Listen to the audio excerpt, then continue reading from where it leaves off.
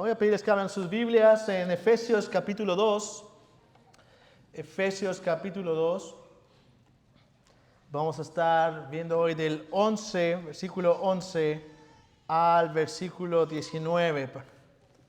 Capítulo 2, versículos 11 al 19. Voy a pedir que lo tengan ahí en sus Biblias y me puedan seguir con su vista mientras leo la palabra del Señor. Voy a pedirle ahí que pongan silencio sus teléfonos. Y para poner el ejemplo, yo mismo lo voy a poner. Así que vamos a leer. Capítulo 2, versículo 11 del Efesios dice así. Dice, por tanto, recuerden que en otro tiempo ustedes los gentiles en la carne, que son llamados sin circuncisión por la tal llamada circuncisión, echen la carne por manos humanas. Recuerden que en este tiempo ustedes estaban separados de Cristo, excluidos de la ciudadanía de Israel, extraños a los pactos de las promesas, sin tener esperanza y sin Dios en el mundo.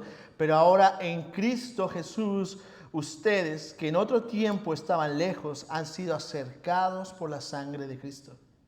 Porque Él mismo es nuestra paz, y de ambos pueblos hizo uno, derribando la pared intermedia de separación, poniendo fin a la enemistad en su carne. La ley de los mandamientos expresados, ordenanzas para crear en Él mismo de los dos un nuevo hombre, estableciendo así la paz. Y para reconciliar con Dios a los dos en un cuerpo por medio de la cruz, habiendo dado muerte en ella a la enemistad. Y vino y anunció paz a ustedes que estaban lejos y paz a los que estaban cerca. Porque por medio de Cristo los unos y los otros tenemos nuestra entrada al Padre en un mismo espíritu. Así pues ustedes ya no son extraños ni extranjeros, sino que son conciudadanos de los santos y son de la familia de Dios. Vamos a orar. Mi Dios, hoy estamos aquí presentes delante tuyo, Señor, para escuchar tu palabra. Hoy hemos venido aquí no a escuchar un nombre, no a escuchar a una persona pecadora, falible, sino al Dios Todopoderoso que se ha revelado a través de su palabra, de manera infalible, de manera inerrante. Por lo tanto, te pido, Señor, que a mí, pecador, débil, necesitado de tu gracia, me ayudes. Me ayudes, Señor, para poder predicar fielmente tu palabra. Que guardes a mis hermanos aún de mis debilidades, de mis errores, y que lo único que escuchen sea tu voz. Te lo rogamos todo en el nombre de Cristo Jesús. Amén y amén. Imagina que eres un cristiano en Éfeso, en aquel entonces. Un cristiano, en específico un griego residente en Éfeso. En Hechos de los Apóstoles vemos que el apóstol Pablo, de hecho, iba predicando en Éfeso tanto a judíos como a griegos, y a los judíos en las sinagogas y en los griegos estaba ahí en los templos también. Imagínate que es este cristiano, un griego, que escuchó el evangelio, que vino a Cristo y empieza a estudiar la palabra. Empieza a escuchar la palabra predicada, empieza a convivir con la iglesia. Ahora ya no solo tiene amigos griegos, ciudadanos romanos, también tiene ahora amigos judíos, cristianos, que conocen mucho de la Torá, de la ley. Constantemente están hablando de todo ello. Y obviamente, como vives en esa ciudad, tienes conocidos que son judíos, los has visto que asisten a las sinagogas todos los sábados fielmente, ahí están, y se hacen llamar el pueblo escogido de Dios. Escuchas que hablan de Abraham, de cómo Dios lo llamó, le prometió ser padre de la gran nación, cómo es que hizo un pacto con él. Escuchas de Jacob, escuchas de cómo se le apareció, escuchas de Moisés, su encuentro con Dios en el monte Sinaí, cómo le dio una ley, cómo les prometió ser su Dios, estar con ellos, hacer de ellos una gran nación. Escucha los pactos que Dios hizo con Israel. ¿Cómo es que Dios los había separado entre todas las naciones para ser un pueblo especial? Les ha dado un pacto de una marca física que se llama circuncisión. Tienen un templo en Jerusalén donde los judíos van y adoran.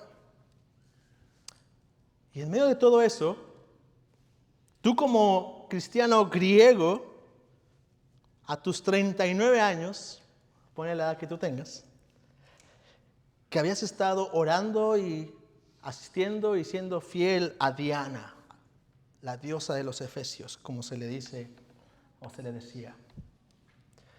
¿Has estado toda tu vida ahí? Y ahora escuchas discusiones, a lo mejor algunos conflictos, porque pues tú no eres judío. Tú no eres parte de ese pueblo. Y la pregunta entonces natural, si fueras ese si fueras ese griego, sería, ¿y yo dónde encajo? Entiendo ahora que he conocido al Dios verdadero, que Jesucristo es mi Salvador, que ya no voy camino al infierno, que ahora tengo salvación, pero me siento un poco desconcertado, me siento un poco desprotegido, un poco inseguro, un poco confundido. Dios escogió a un pueblo hace miles de años, pero yo no soy parte de ese pueblo. Soy ahora otro pueblo de Dios. Soy cristiano, un cristiano de una clase distinta, de clase más baja, porque siempre escucho a los judíos decir, nosotros somos el pueblo. O soy un colado extranjero viviendo entre un pueblo que no es el mío. ¿O cómo funciona? Este griego estaba preguntándose esas cosas y el apóstol Pablo va precisamente a responder estas preguntas a nuestro yo griego imaginario que te acabo de poner el día de hoy. De hecho, te va a responder a ti y a mí, que somos gentiles, que no somos judíos. El Pablo va a responder, y esta es la idea central de este sermón. Quiere que entendamos la importancia de comprender y apreciar que en Cristo somos ciudadanos del verdadero pueblo de Dios, el Israel de Dios. Y que por lo tanto disfrutamos de todos los beneficios del verdadero pueblo de Dios. Una vez más, la importancia de comprender y apreciar que en Cristo somos ciudadanos del verdadero pueblo de Dios, el Israel de Dios, y por lo tanto disfrutamos de todos los beneficios del verdadero pueblo de Dios. Por eso he titulado a este sermón, ya no extranjeros, sino ciudadanos. Y vamos entonces el día de hoy a navegar a través de esta verdad, de esta importancia de comprender. En primer lugar, entonces veremos que sin Cristo precisamente somos extranjeros sin esperanza. Todo aquel gentil en específico que hoy nos estamos enfrentando en este texto, que es al quien Pablo se está refiriendo, todo aquel que no sea judío, aunque vamos a ver más adelante que para el judío es lo mismo, pero Pablo está respondiendo a los judíos, está hablando a los judíos. Ustedes recuerden en otro tiempo, ustedes los gentiles en la carne, que antes estaban separados de Cristo, excluidos de la ciudadanía de Israel. Hermano, en nuestra vida hay cosas, circunstancias, situaciones en las que es necesario olvidar. Pero hay otras en las que es necesario recordar. Sobre todo cuando se trata de nuestra vida espiritual, de nuestra relación con el Señor. Por ejemplo, el apóstol Pablo en la carta de los Filipenses en capítulo 3 dice lo siguiente. Hace poco estuvimos en Filipenses, dice para recordarles: hermanos, yo mismo no considero haberlo ya alcanzado, pero una cosa hago, olvidando lo que queda atrás y extendiéndome lo que está delante, prosigo hacia la meta para obtener el premio del supremo llamamiento de Dios en Cristo Jesús. Pablo aquí quiere olvidar en este pasaje de Filipenses. ¿Qué es lo que Pablo olvida? Pablo quiere olvidarse en el contexto de esta carta, de este pasaje de Filipenses, todo lo que era ganancia para él. En este mundo, todos los placeres, todos los reconocimientos, todos los logros, todo lo que le impidiera obtener el premio. Es decir, cumplir el llamamiento para el cual Dios lo había escogido en Cristo. Es decir, conocer a Cristo. En este pasaje en el que estamos hoy, aquí en Efesios, Pablo no dice olvidando. Pablo dice recuerden. Y olvidar o recordar en la vida, en nuestra vida y en específico en nuestra vida cristiana, debe tener el mismo objetivo: ganar a Cristo.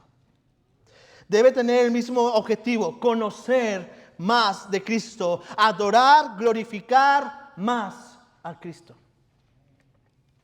Y es justo lo que el pasaje anterior, precisamente también en Efesios capítulo 2 veíamos, en los primeros versículos veíamos, la semana pasada. El apóstol Pablo está declarando: por gracia han sido salvados, como un regalo de Dios, no por obras, para que nadie se gloríe, porque somos hechura suya, para hacer lo que Él ha preparado de antemano, no por nuestras propias obras. Por lo tanto, no pueden gloriarse. Lo único que pueden hacer es glorificar a Cristo. Este contexto, y por eso estoy abundando mucho en esto, porque quiero que entendamos esta parte. El apóstol Pablo está diciendo: ustedes no pueden gloriarse de nada, pues hemos sido salvados por gracia. Y ahora nuestro pasaje dice: por tanto, en consecuencia, ustedes gentiles, recuerden. No hay nada que puedas tú gloriarte, todo lo ha hecho Él. No por obras, para que nadie se gloríe, pues somos hechuras en Cristo Jesús. Por tanto, dice el versículo 11, recordemos, hermanos. Y el apóstol Pablo va a dar 5 cosas. Recuerden que en otro tiempo, recuerden que en ese tiempo su condición era la siguiente. Dice ahí en los versículos del 11 al 12, ustedes estaban separados de Cristo, excluidos de la ciudadanía de Israel, extraños a las promesas, sin esperanza, sin Dios en el mundo. Gentil, mi hermano, gentil, tu razonamiento es correcto, está diciendo Pablo. Como gentil, esa era tu condición sin Cristo. Esa era tu condición sin Cristo, separado de Cristo, excluido de Israel, extraño a las promesas, sin esperanza, sin Dios en el mundo, aunque estés rodeado de dioses a tu alrededor. Los judíos creían porque por ser judíos serían salvos por ser judíos, por ser el pueblo escogido de Dios. Y sin duda fueron un pueblo escogido de Dios. Sin duda tenían un rol único en la historia, importante. El problema de los judíos es que no era en el sentido que ellos creían. Los judíos habían perdido el rumbo, por decirlo así. Escucha con atención lo que dice William Barclay en uno de sus comentarios de cómo era el razonamiento judío. Dice: el judío abrigaba un enorme desprecio por el gentil. Los gentiles, decían los judíos, habían sido creados por Dios para ser combustible para el fuego del infierno. Dios solo amaba a Israel entre todas las naciones que había hecho. Ni siquiera estaba permitido ayudar a dar a luz a una madre gentil, pues sería simplemente traer al mundo un gentil más. Antes de la venida de Cristo, los gentiles eran objeto de desprecio para los judíos. Las barreras que los dividían eran infranqueables. Si un judío o una judía se casaba con un gentil, se llevaba a cabo el funeral del joven o de la joven. Tal contacto con el gentil equivalía a la muerte. Josefo, un historiador antiguo judío, describe también en sus libros en la antigüedad el templo de Jerusalén, el de Herodes. Y describe precisamente esta división, esta separación, esta diferenciación entre judíos y gentiles que había físicamente en el templo. Dice, escribe en el templo que estaba rodeado de una pared divisoria de piedra.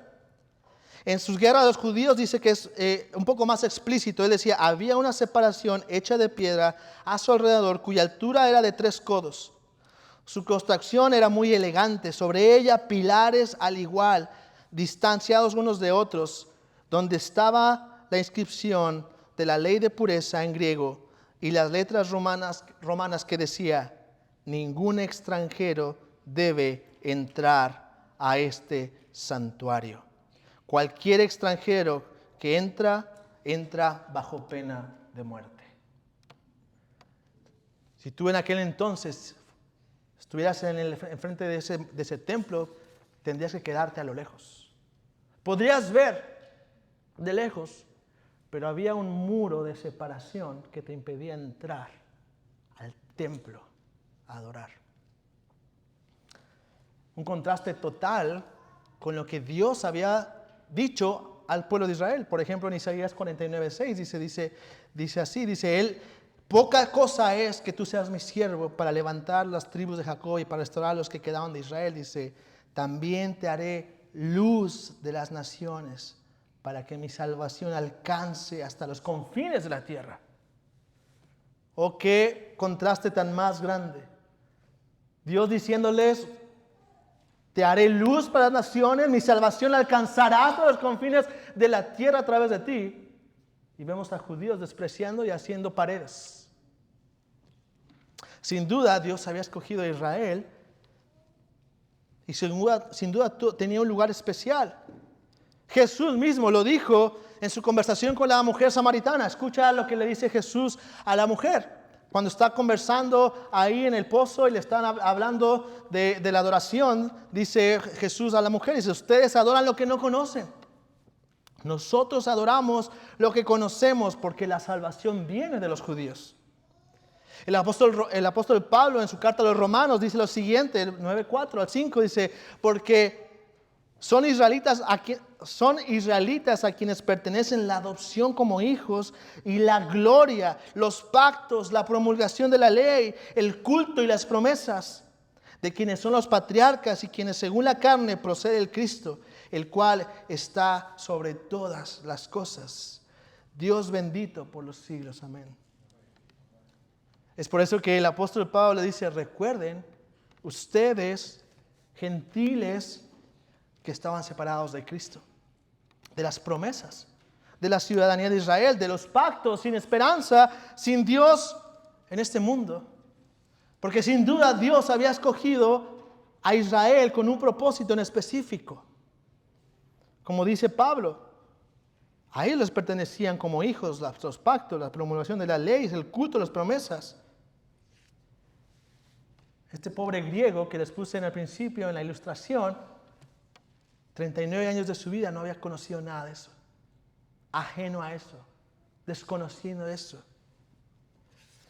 Sin embargo, hay una buena noticia. Hay una buena noticia para los gentiles. Y hermano, estoy hablando para ti y para mí. Tú y yo que somos gentiles. Dice el apóstol Pablo en el versículo 13. Ustedes estaban separados, ustedes en aquel tiempo no tenían nada, sin esperanza. Pero el versículo 13 viene un bendito pero. Pero ahora en Cristo Jesús, ustedes que en otro tiempo estaban lejos, han sido acercados por la sangre de Cristo. Sí, Sin Cristo, esa es la condición. Sin Cristo, estamos sin Cristo, sin esperanza, sin leyes, sin pacto, sin Dios en este mundo. Oh, pero ahora en Cristo, ahora han sido acercados. Oh gentiles, oh hermano que me estás escuchando hoy, antes, en otro tiempo, en esos tiempos, ustedes estaban lejos, pero no más, no más. El sacrificio de nuestro Señor Jesucristo los ha acercado. Su unión con Cristo, tu unión con Cristo, mi unión con Cristo, no solamente nos ha salvado y nos ha dejado ahí abandonados, no. Él nos ha salvado y nos ha acercado. Por lo tanto, ya no estamos lejos, ya no estamos sin esperanza, ya no estamos sin Dios en este mundo. Pero antes de continuar en lo que Pablo va a explicar cómo es que ha pasado esto, quiero aplicar esto que es sumamente importante, hermanos. Porque, hermano, es tan necesario recordar esto. Porque, hermano, los problemas de este mundo, las dificultades de este mundo, enfermedades, problemas sociales, problemas matrimoniales, problemas con tus hijos, problemas económicos, no es lo peor que te puede pasar. Lo peor que te puede pasar es vivir sin Cristo. Lo peor que te puede pasar es estar sin esperanza. Lo peor que nos puede pasar es estar en este mundo sin Dios.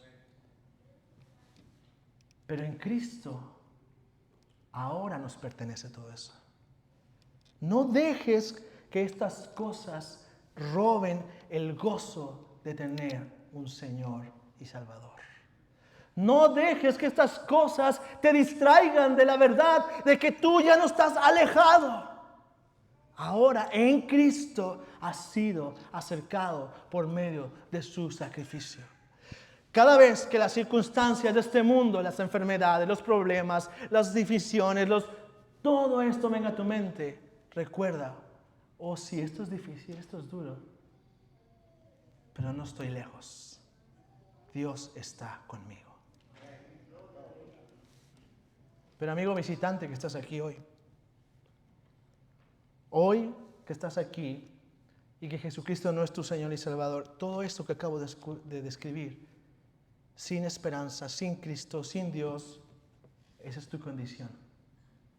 Esa es tu condición. Y lo peor que te puede suceder en este tiempo, en esta vida, en este mundo,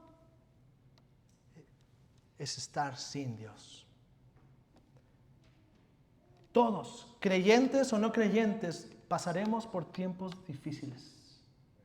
Todos, creyentes o no creyentes, pasaremos en mayor o menor medida cosas como las que acabo de escribir anteriormente. Pero lo peor no es eso, lo peor es que pases por eso sin Cristo.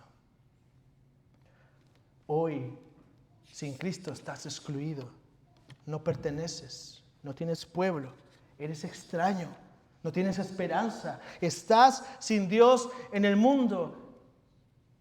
Y no importa cuántas riquezas, posiciones, cosas tengas en este mundo, si Cristo no es tu Señor y Salvador, no tienes nada.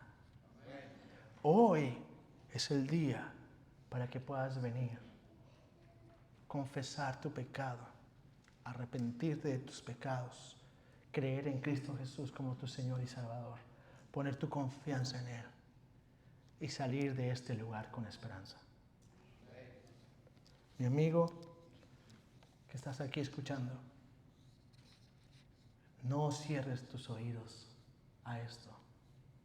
Hoy es el día de salvación. Pero ¿cuál es entonces el resultado de haber sido acercados por la sangre de Cristo Jesús?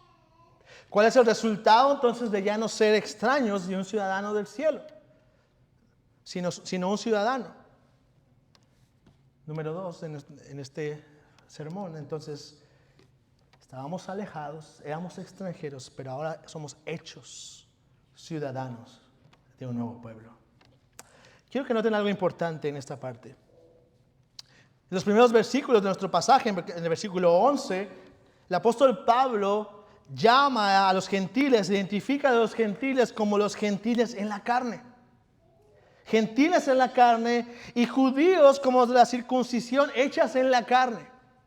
Y esos detalles es importante, porque el apóstol Pablo no solamente viene y habla y dice, ay, ustedes gentiles, sino él va a decir gentiles en la carne y judíos por circuncisión hechas en la carne. Es decir, lo que está diciendo Pablo aquí desde un principio, es decir, le estoy hablando a ustedes desde una identidad terrenal, carnal, humana. Pero a los ojos de Dios, lo terrenal y lo carnal no tiene ningún valor. Ante los ojos de Dios, todo es distinto. Hay una identidad que está por encima de toda identidad que este mundo puede dar. Y esa es la que Dios da. Tú puedes tener la identidad que tú puedas crearte en este mundo, que una nacionalidad te puede dar, que títulos te pueden dar, que personas te pueden atribuir, que te puedes ganar por tu esfuerzo, pero a la luz de la eternidad no es nada. Pero cuando Dios te da una identidad, eso será eterno.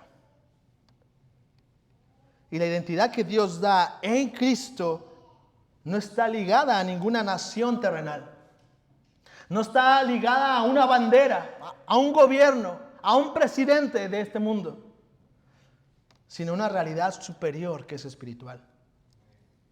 En Cristo no importa cuál es tu descendencia, no importa quiénes sean tus antepasados, no importa si eres judío, si eres azteca, si eres maya, si eres mapuche, si eres español, si eres inglés, si eres americano, si eres lo que sea. Una nacionalidad terrenal, cosas terrenales, nunca han sido el motivo por el cual alguien puede llegar a ser salvo. Así como los judíos pensaban, e incluso muchos hoy en día piensan que los judíos son salvos simplemente porque son judíos, en aquel entonces también la gente pensaba eso y el apóstol Pablo vino a decir, eso no es correcto. Pastor, pero usted citó hace rato a Jesús y el apóstol Pablo diciendo que la salvación viene de los judíos, como que se está contradiciendo un poco, ¿no? Y es cierto, viene de los judíos, pero en el sentido de que a ellos se les había dado la ley. A ellos se les había confiado para que la enseñaran, para que la dieran a las naciones. A ellos se les había dado las promesas. A ellos, pero no para que se las guardaran a sí mismos, sino para que fueran luz para las naciones. Por eso Jesús viene y dice, la salvación viene de los judíos. Pero él no dice, la salvación está en los judíos, no. Pero esos judíos, aún a pesar de ser judíos, necesitaban, como todo el mundo, creer, tener fe. Necesitaban ser circuncidados del corazón, no solo físicamente, para ser verdaderamente el pueblo de Dios. Porque la salvación, hermano, escucha esto, y eso es algo que tienes que tener bien presente. La salvación, ayer, hoy y mañana, siempre será por fe. La salvación siempre será por fe. Ayer, hoy y mañana será por fe y solo por la fe en Cristo Jesús, porque fuera de Él no hay salvación. Y esto es lo que los judíos no entendieron. Esto es lo que no entendieron y que la Escritura expresa claramente. Por ejemplo, con declaraciones como estas del mismo Pablo en Romanos 2:28. Dice, porque no es judío el que lo es exteriormente, ni la circuncisión es la externa en la carne, pues es judío, escucha bien, el que lo es interiormente. Y la circuncisión es la del corazón, por el espíritu, no por la letra, no por la carne, no hecha por manos humanas, dice, la alabanza del cual no procede de hombres, sino de Dios. Romanos 9:4-8, porque son israelitas a quienes pertenece la ley, leímos, pero escucha después lo que dice más adelante. Pero es que no es que la palabra de Dios haya fallado, porque no todos los descendientes de Israel son Israel. Ni todos los hijos por ser descendientes de Abraham, sino que por Isaac será llamada tu descendencia. Esto es, no son los hijos de la carne los que son hijos de Dios, sino que los hijos de la promesa son considerados descendientes. Y aquí está hablando Pablo. Bueno, Gálatas 3:28 nos afina esto. Escucha. No hay judío, ni griego, no hay esclavo, ni libre, no hay hombre, ni mujer, porque todos son uno en Cristo Jesús. Y ustedes son de Cristo, entonces son descendencia de Abraham, herederos según la promesa. Pastor, ¿qué es todo esto que está diciendo? Mi hermano, mi hermana, la única forma de ser un descendiente de la promesa es a través de Cristo. Es a través de la fe. Es a través de Cristo. No son judíos los que son judíos de la carne.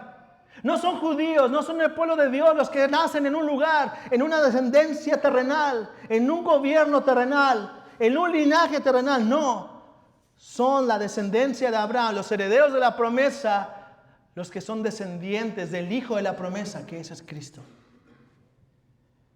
Por lo tanto, cuando el apóstol Pablo aquí dice, ahora han sido acercados, ¿qué es lo que está diciendo?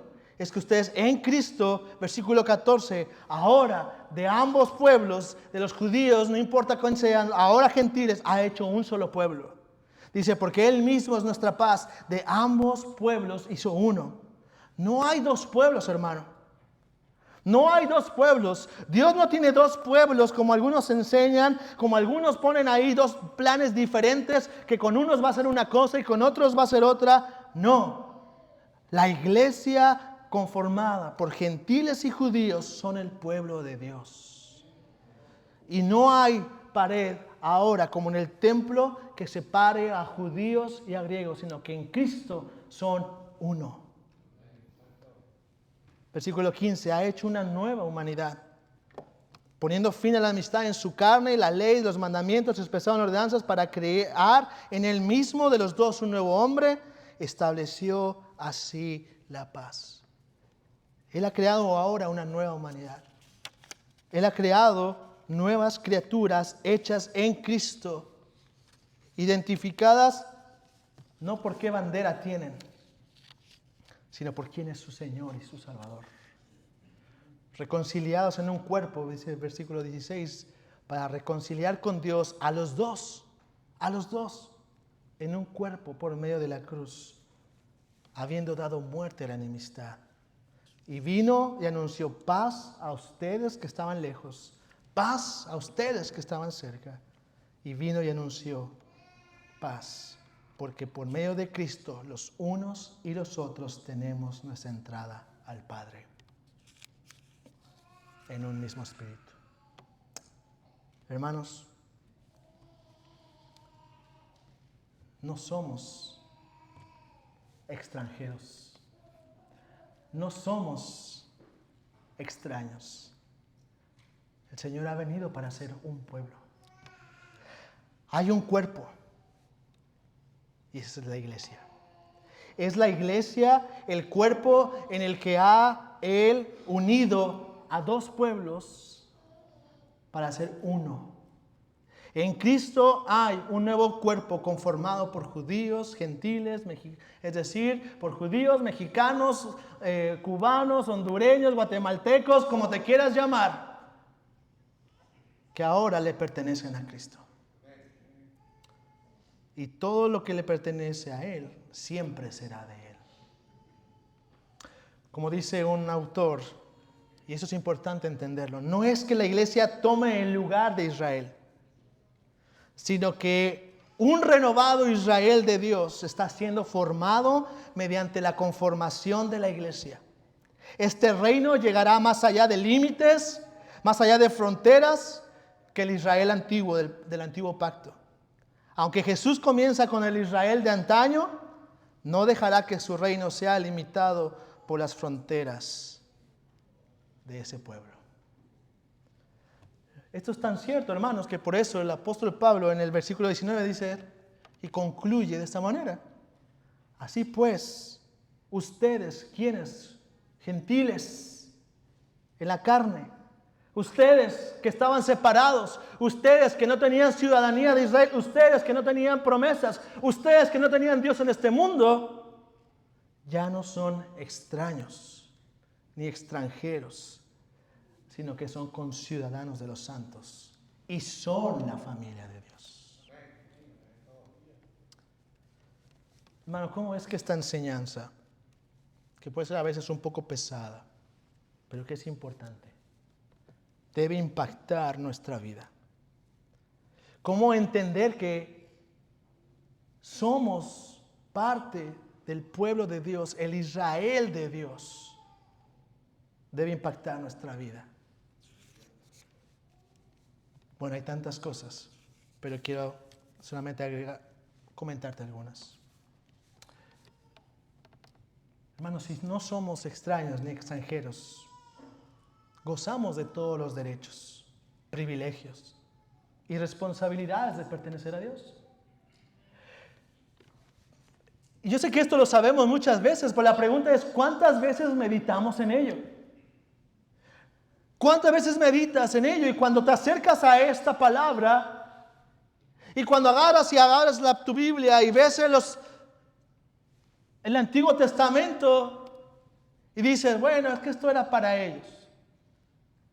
No, es para ti, es para mí, es para todos los que están en Cristo. Hermanos, cada promesa que encuentras aquí es para ti, es para su pueblo, es la esperanza que tenemos de que tenemos un Señor y Salvador con nosotros, que nunca nos dejará, nunca nos abandonará. Todo ha sido escrito para ti y para mí. Por lo tanto, es tu deber, es mi deber, sumergirnos en su palabra. No somos extraños ni extranjeros, por lo tanto tenemos esperanza. Una esperanza viva que es Cristo. Una esperanza viva que el mundo no ama, no quiere, no anhela, no desea. ¿La deseas tú? ¿Lo amas? ¿Lo anhelas? ¿Te deleitas en él? ¿Vives anhelándolo? ¿Vives diciendo, cómo quiero yo vivir para mi Señor? Oh Señor, muéstrame cómo vivir esta esperanza que tengo. O simplemente vives preocupado diciendo, ay, esto que está pasando es tan difícil, no puedo. Oh, si el Señor supiera. Oh, mi hermano, mi hermana, tienes esperanza. Una esperanza viva. Por eso el apóstol Pablo le dice a los tesalonicenses, aún en la muerte, ¡hey, lloren! Pero no lloren como los que no tienen esperanza, sino como los que tienen una esperanza viva. Hermano, ¿cuál es el problema con el que vienes hoy? Déjame recordarte algo.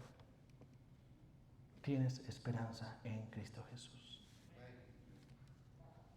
Gozas la relación más íntima con Dios. Dice el apóstol Pablo, ya no son extraños ni extranjeros, sino que son ahora la familia de Dios. Déjame leer qué significa eso en palabras de Jesús. Mateo 6, 31 al 34. Por tanto, no se preocupen diciendo, ¿qué comeremos? ¿O qué beberemos? ¿O con qué nos vestiremos? Porque los gentiles, ¿cuáles? Los hechos en la carne. Los gentiles que están separados de Dios. Los gentiles que no tienen Dios en este mundo. Los gentiles que no tienen promesa. Pero nosotros, dice, bueno, los gentiles buscan ansiosamente todas estas cosas. Y escucha, que el Padre Celestial sabe que ustedes necesitan todas estas cosas. Pero busquen primeramente el reino de Dios, su justicia, y todas estas cosas les serán añadidas. Por tanto, no se preocupen por el día de mañana, porque el día de mañana se cuidará a sí mismo. Bástenle a cada día sus propios problemas. Oh, mi hermano, tenemos un Padre celestial. Somos de la familia de Dios. Tienes un Padre celestial al cual puedes acudir con confianza y decirle: Padre, Padre mío, Abba Padre, tengo esta necesidad, tengo este dolor, tengo esta preocupación, tengo esto en mi vida. Y Él, como un Padre amoroso, vendrá, te recibirá, te escuchará, porque Él sabe lo que necesitas. Vive como alguien que sabe que que ya no es extraño ni extranjero, sino que es ciudadano de Dios. Vive cada día como alguien que sabe que es parte de la familia de Dios. Vive confiando en tu Padre Celestial. Vive confiando en que no estás sin esperanza, sino que tienes una esperanza viva en Cristo Jesús. Vamos a orar. Mi Dios, ayúdanos, Señor, a recordar que en medio de las dificultades, en medio de las circunstancias, que este mundo caído, que este mundo corrompido por el pecado, muchas veces nos lleva que recordemos que aunque estamos en este mundo, no pertenecemos a este mundo. Ayúdanos a recordar que ahora somos extraños y extranjeros en este mundo, pero no para ti. Que por lo tanto podemos caminar con seguridad de que tenemos un Dios, Rey, gobernante, no solamente de un país, sino sobre todo el mundo. Por lo tanto podemos estar seguros de que tú nos guardarás, nos cuidarás. Ayúdanos a recordar que en cada circunstancia, en cada dificultad, en cada momento tenemos un Padre celestial. Un Padre que está dispuesto a escuchar a sus hijos. Porque sabe todo lo que necesitamos. Y está dispuesto a responder conforme a nuestras necesidades. Ayúdanos, porque ya no somos extranjeros, ya no somos extraños, sino somos ciudadanos del pueblo de Dios, tu pueblo. Te lo pido, Señor, en el nombre de Cristo Jesús. Amén.